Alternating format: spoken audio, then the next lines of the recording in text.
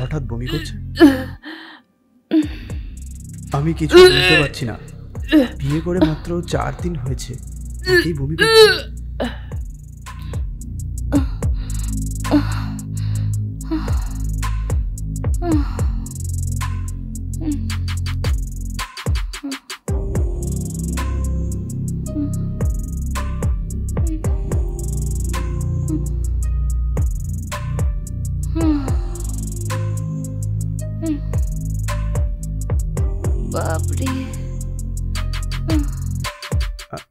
কি হয়েছে সীতা?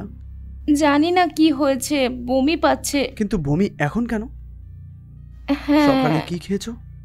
সকালে আমি ইডলি খেয়েছিলাম। ইডলি খেয়েছো? কোনো ফুড পয়জনের চান্স আছে নাকি? না, এরকমটা তো হবে না, ফুড পয়জন হওয়ার চান্স নেই। যদি ফুড পয়জন না হয়ে থাকে তাহলে বমি করছো কেন তুমি? তো ঠিক আছে, রেডি হও, একবার হসপিটাল থেকে তোমাকে দেখিয়ে আসি। হসপিটাল আবার কেন? আমি তো ঠিকই আছি না। কি বলছো তুমি? এতবার বমি করছো আর তুমি হসপিটালে যাবে না? শুধু বমি হওয়ার জন্য কি হসপিটালে যায় নাকি? ওখানে আমার চেনাশুনো একটা ডাক্তার আছেন, চলো ওকে ফোন করে যাচ্ছি। এগুলোর কোনো দরকার নেই, আমি বলছি না। এখন ডাক্তার এসে কি করবে? আমি তো বলছি আমি ঠিক আছি, কোনো কারণ ছাড়াই মাথা। আরে এরকম না, ফুড পয়জন তো খুব ডেঞ্জারাস জিনিস, সেই জন্যই আমি বলছি।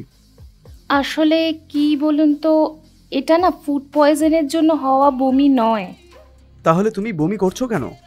ও আসলে এটা আরে যেটা আছে সাফ সাফ তাড়াতাড়ি বলে দাও, এরকম আমতা আমতা করার কি আছে? এখন আমি আপনাকে একটা কথা বলবো, কিন্তু শুনে আপনি আবার রেগে যাবেন না। রাগ করবো কেন? রাগ করার জন্য এমন কি বলতে পারে ও? আমি বুঝতে পারছি না ও কি বলতে চাইছে। ঠিক আছে, ওকে একবার জিজ্ঞাসা করেই দেখা যাক। আমি কি বলবো? ঠিক আছে, আমি রাগ করবো না, কি বলার বলো। না, আপনি রেগে যাবেন। আমাকে কথা দাও যে আমার কথা শোনার পর তুমি রাগও করবে না, টেনশনও করবে না। ঠিক আছে, আমি রাগ করবো না তোমার উপর। সত্যি তো? ঠিক আছে, তুমি হাত আগে করো, আমি প্রমিস করছি। পাক্কা বলছেন তো? একদম। আপনি রাগ করবেন না তো? আসলে হয়েছে কি, আমি কি করে বলবো আপনাকে, 4 বছর ধরে আমি আর একটা ছেলে খুব গভীরভাবে ভালোবাসি। 4 মাস আগে আমাদের দুজনের বিয়েও হয়ে গেছে, আর এখন আমি 4 মাসের প্রেগনেন্ট। আমার বাড়ির লোক আমাকে ওর থেকে আলাদা করে আপনার সঙ্গে বিয়ে দিয়ে দিয়েছে। আমার মা বাবার পয়সা আর জিনিসপত্রের জন্য আপনিও বিয়ে করে নিয়েছেন। ওই বোকা বানানো ব্রোকারটার কথা শুনে গাড়ি আসবে, বাড়ি আসবে, পয়সা আসবে, এইসব ভেবে বিয়ে করেছি। বললো যে একটা কেনো আরেকটা ফ্রিতে পাবে।